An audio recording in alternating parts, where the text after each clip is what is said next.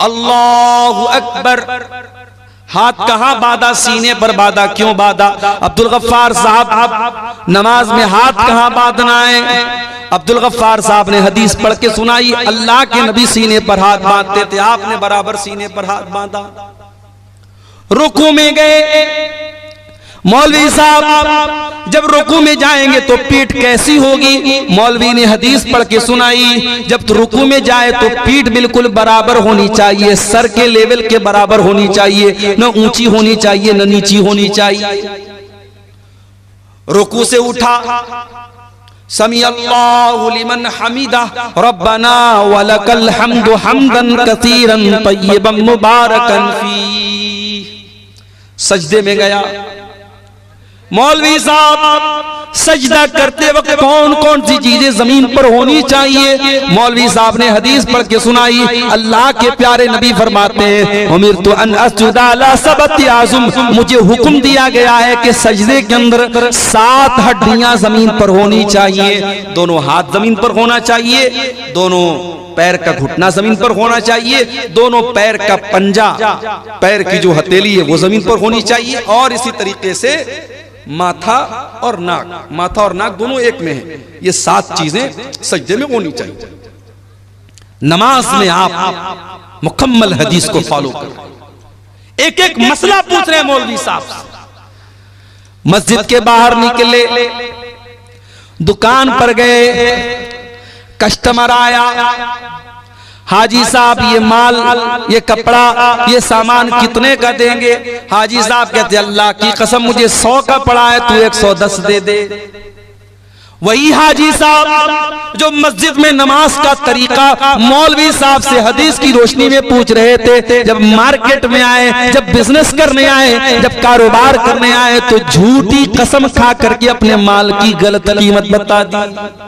ओ लोगों, तुमने ये क्यों समझ लिया कि इस्लाम तुम्हारे कारोबार पर अप्लाई नहीं होता? इस्लाम कारोबार से बाहर किसी चीज का नाम है। ओ लोगों, इस्लाम एक मुकम्मल साबिते हयात का नाम है, इस्लाम एक मुकम्मल लाइफ स्टाइल का नाम है। इस्लाम अगर आपको नमाज पढ़ने का तरीका बताता है तो इस्लाम आपको कारोबार करने का तरीका भी बताता है। जब आप बिजनेस करेंगे, कारोबार करें, अल्लाह के नबी ने फरमाया कि वहां झूठ नहीं बोलना है, वहां धोखाधड़ी नहीं करना है, वहां किसी हराम माल का बिजनेस नहीं करना है। कारोबार करने का भी आपको तरीका बताया गया।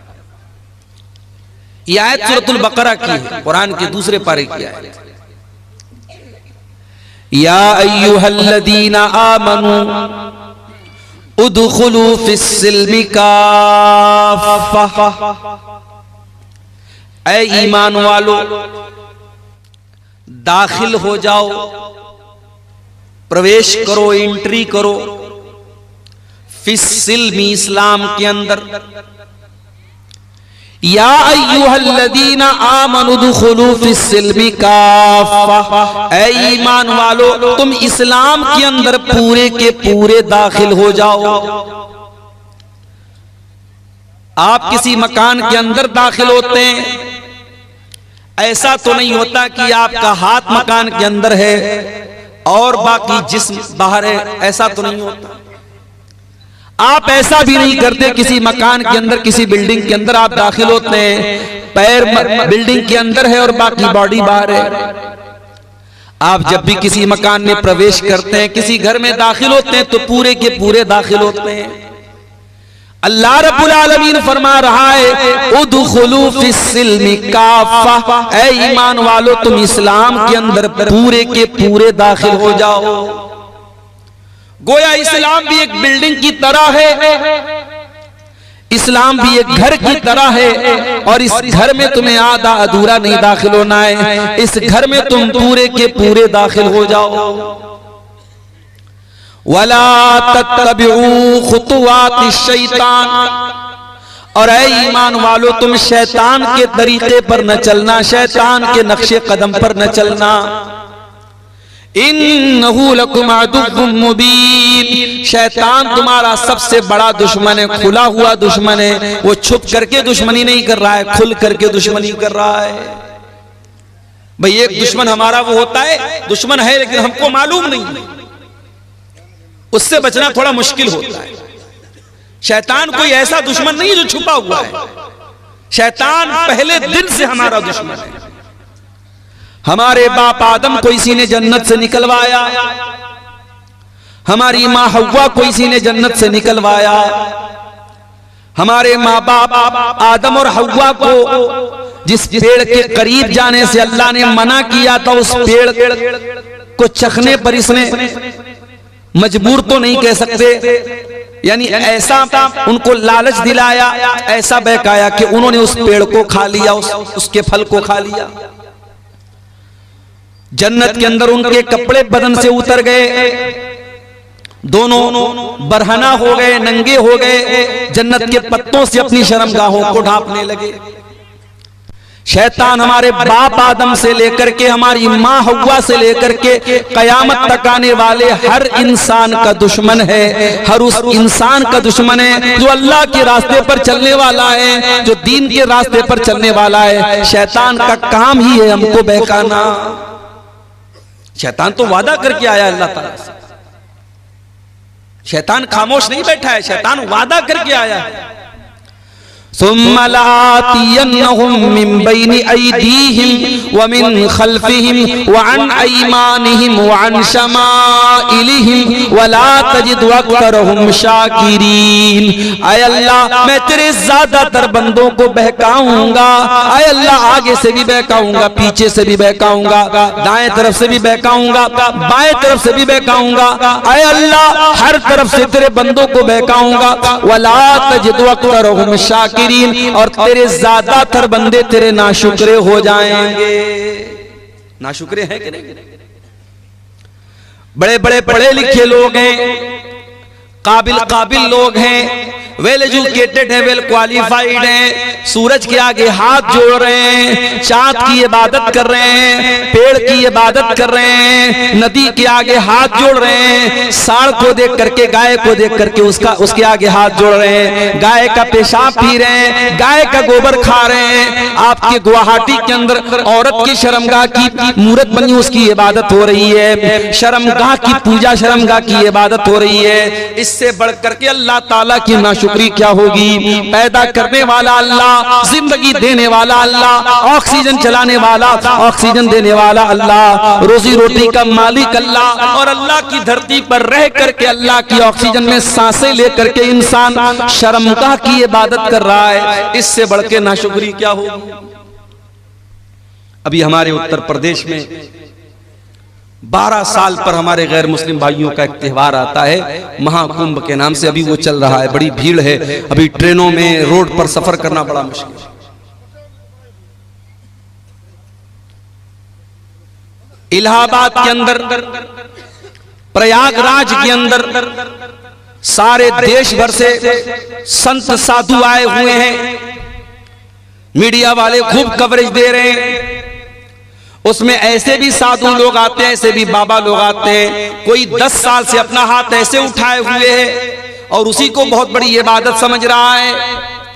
कोई नंगा हो करके, मादर जात बरहना है, नंगा है, बदन पर एक कपड़ा नहीं, शर्मगाह नजर आ रही है। औरत आती है, उस नंगे बाबा के आगे सजदा करती है, उसकी शर्मगाह को छू करके आशीर्वाद लेती है, और मीडिया वाले उसको कवरेज दे रहे हैं। मेरे प्यारे साथियों, इस मंजर को देख करके इंसानियत भी शर्मा जाए, इंसान भी शर्मा जाए कि ये क्या हो रहा है। शर्मगाह की इबादत हो रही है और इंसान नंगा घूम रहा है, और उसको दीन समझा जा रहा है, उसको सवाब समझा जा रहा है।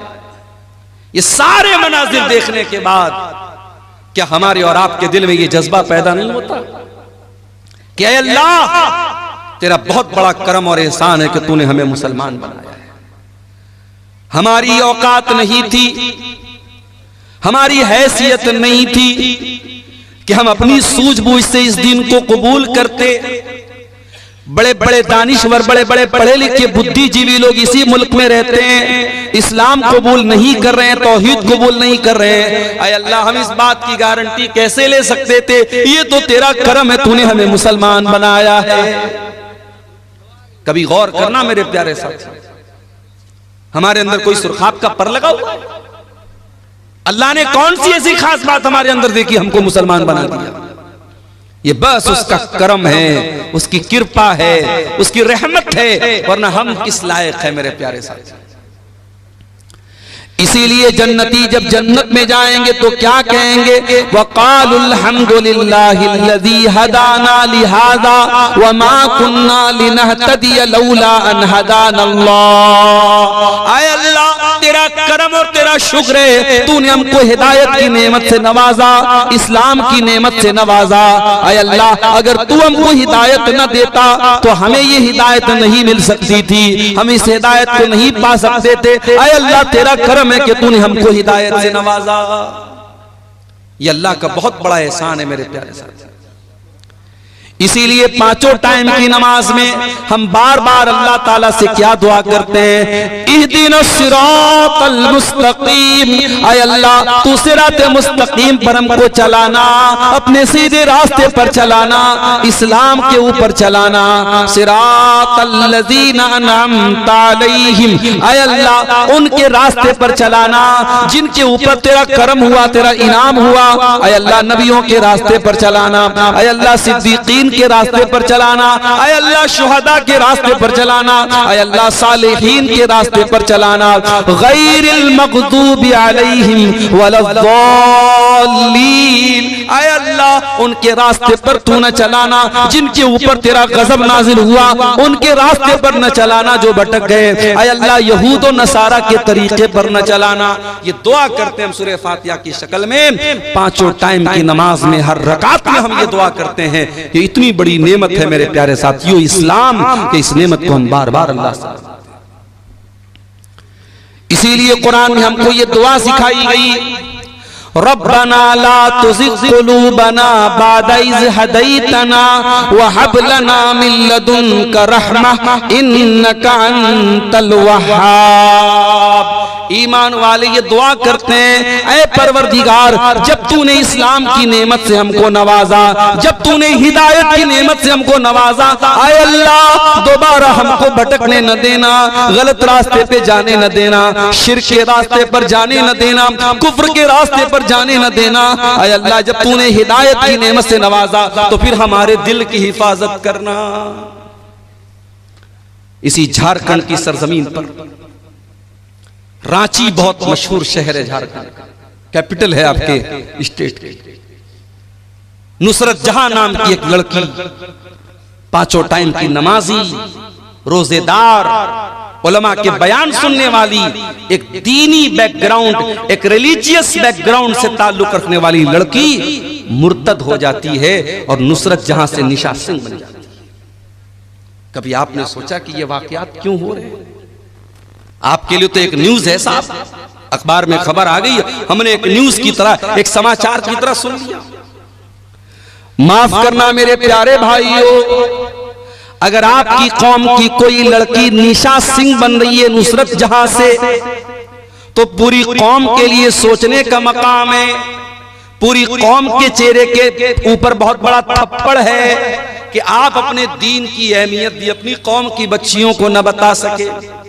ओ साल में एक बार जलसा करा करके अपनी लड़कियों को दीन सुनाने वालों, तुम्हारी बेटियां अगर दीन की अहमियत को जानती, अगर इस्लाम की नेमत को जानती, तो कोई नुसरत जहां आज निशा सिंह न बनती। इस्लाम को जाना ही नहीं हमने, इस नेमत की कद्र कीमत को जानती अगर वो औरत, तो कभी मेरे प्यारे साथियों इस्लाम को छोड़ने की जुर्रत न करती। अरे इस्लाम तो वो नेमत है जिसको पाने के लिए सहाबे किराम ने सब कुछ कुर्बान कर दिया। इस्लाम तो इतनी बड़ी नेमत है। सुमैया बिन्त खय्यात को देखो, जवान बेटा सामने खड़ा हुआ है। अबू जहल कहता है, बूढ़ी माँ, ऐ सुमैया, तेरा जवान बेटा सामने खड़ा है, हम नहीं चाहते तुझे तेरे बेटे के सामने नंगा कर दे। ऐ सुमैया, तू इस्लाम को छोड़ दे वरना तेरे बेटे के सामने तुझे नंगा कर दे। सोचो मेरे भाइयों, एक माँ के लिए कितनी अज़ियत की बात है, उसके जवान बेटे के सामने उसको बरहना कर दिया जाए। ऐ सुमैया, तू बूढ़ी हो चुकी है, तेरे बदन में कमजोरी आ चुकी है, मगर तेरा ईमान तो फौलाद के जैसा मजबूत है। सुमैया ने जवान बेटे के सामने नंगा हो जाना गवारा कर लिया, मगर तौहीद को छोड़ना गवारा न किया, इस्लाम को छोड़ना गवारा न किया। और चश्मे फलक ने वो मंजर भी देखा, एक बूढ़ी औरत के बदन से कपड़े उतार लिए गए, जवान बेटे के सामने उसको बरहना कर दिया गया। इतने पर अबू जहल ने बस न किया, फिर कहा कि ये सुमैया, आखिरी मौका तुझे दे रहा हूं, इस्लाम को छोड़ दे वरना तुझे कत्ल कर दूंगा। बर्ची उठाया, सुमैया का इस्लाम को छोड़ने वाली थी, अबू जहल ने बर्ची उठाया और सुमैया की शर्मगाह के ऊपर दे मारा। ऐ सुमैया, तू अल्लाह को प्यारी हो गई, तू शहीद हो गई, तेरे बदन का खून गिर गया, अल्लाह की राह में शहीद होने वाली तू पहली खातून बन गई। और तूने दुनिया की आने वाली औरतों को ये पैगाम दे दिया, ऐ दुनिया की औरतों, तुम्हें दुनिया नाजुक समझेगी, तुम्हें दुनिया कमजोर समझेगी, तुम दुनिया को बता देना, अगर औरत के पास ईमान की दौलत और ईमान की ताकत हो, औरत से ज्यादा ताकतवर कोई नहीं होता है। ईमान की दौलत अगर औरत के पास है, औरत से ताकतवर कोई नहीं होता है। सुमैया से पूछो ईमान किसको बोलते हैं? ईमान की अजमत पूछना है, कोई बिलाल हबशी से पूछ ले। हाँ मेरे नौजवान साथियों, बिलाल तुम्हारी तरह स्मार्ट और हैंडसम तो नहीं था, बिलाल कोई तुम्हारी तरह घुंघराले बाल वाला तो नहीं था, बिलाल कोई तुम्हारी तरह गोरा चट्टा तो नहीं था, खूबसूरत तो नहीं था, हैंडसम तो नहीं था। बिलाल तो हबशा का एक गुलाम था, काला कलूटा था, उसकी पूरी बॉडी काली थी, मगर उस काले सीने में जो दिल था, बिलाल के सीने में जो दिल था, वो दिल अल्लाह ताला की मोहब्बत से भरा हुआ था। ओ दुनिया वालों, तुमने तो जब भी देखा है लोगों की सूरतों को देखा है, लोगों के चेहरों को देखा है, आओ तुम्हें बिलाल की सीरत भी दिखाते हैं। बिलाल काले हैं, बिलाल का बदन काला है, और बिलाल के काले बदन को उनका मालिक अरब के तपते हुए सहरा पर लिटा देता है। नीचे गरम गरम बालू है, नीचे गरम गरम रेत है, और बिलाल के सीने पर गरम पत्थर भी रख देता है। बिलाल के सीने की चर्बी भी पिघल रही है और बिलाल की पीठ भी पिघल रही है, और बिलाल का मालिक कहता है, उमैया बिन खल्फ कहता है, ऐ बिलाल, तेरे सीने की चर्बी को पिघलाना हमें अच्छा नहीं लगता, तुझे टॉर्चर देना हमें अच्छा नहीं लगता। ऐ बिलाल, हम तुझे टॉर्चर करना बंद कर देंगे, बस एक शर्त है, तू अल्लाह की तौहीद को छोड़ दे और हमारे 360 माबूदों का इकरार कर ले, हमारे साथ तू भी शिर्क का नारा लगा दे और ला इलाहा इल्लल्लाह की आवाज तो निकालना बंद कर दे। बिलाल, हम तुझे तकलीफ देना छोड़ देंगे।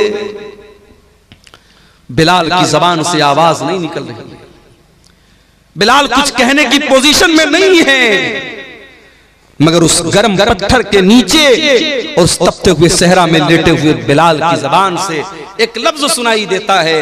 बिलाल कहते हैं, अहद अहद अहद, मैं जिस अल्लाह की इबादत करता हूँ वो एक है, वो यकता है, वो अकेला है, मैं एक अल्लाह की इबादत करने वाला हूँ। ऐ उमैया बिन खल्फ, तू अल्लाह मेरे सीने पर गरम पत्थर रख दे, तू अल्लाह मेरे बदन की चमड़ी को जला डाले। ऐ उमैया बिन खल्फ, बिलाल अल्लाह ताला की तौहीद को छोड़ने वाला नहीं है। अहद अहद, मेरा अल्लाह एक है, मेरा माबूद एक है, मेरा रब एक है। ओ लोगों, इस्लाम वो नेमत है जिसकी हिफाजत की खातिर बिलाल के सीने की चर्बी पिघल गई, मगर बिलाल ने इस तौहीद को नहीं छोड़ा। ये शहादत गहे उल्फत पे कदम रखना है, लोग आसान समझते हैं मुसलमान। हमने तो ये समझा मुसलमान के घर में पैदा हो गए, अब्बा ने अब्दुल्ला नाम रख दिया, अब्दुल रहमान नाम रख दिया, लड़के थे तो खतना करा दिया, बड़े हुए टोपी लगाने लगे, लुंगी पहनने लगे, बड़े का गोश्त खाने लगे। हमने तो इन चीजों को मुसलमानों की पहचान बना डाली। हो लोगों, इस्लाम इतना आसान तो नहीं है। ये तो शहादत गए उल्फत में कदम रखना है। लोग आसान समझते हैं मुसलमान होना, लोग आसान समझते हैं मुसलमान होना। इस्लाम ये फूलों की सेज नहीं है मेरे प्यारे साथियों, ये कांटों भरा रास्ता है। इस्लाम पर चलते हुए कदम कदम पर ऐसे मौके आएंगे जब आपको अपनी ख्वाहिशात का गला घोटना पड़ेगा, अपनी इच्छाओं को मारना पड़ेगा, अपनी डिजायर्स को खत्म करना पड़ेगा, तब जाकर के आप अल्लाह ताला की जन्नत को पा सकते हैं।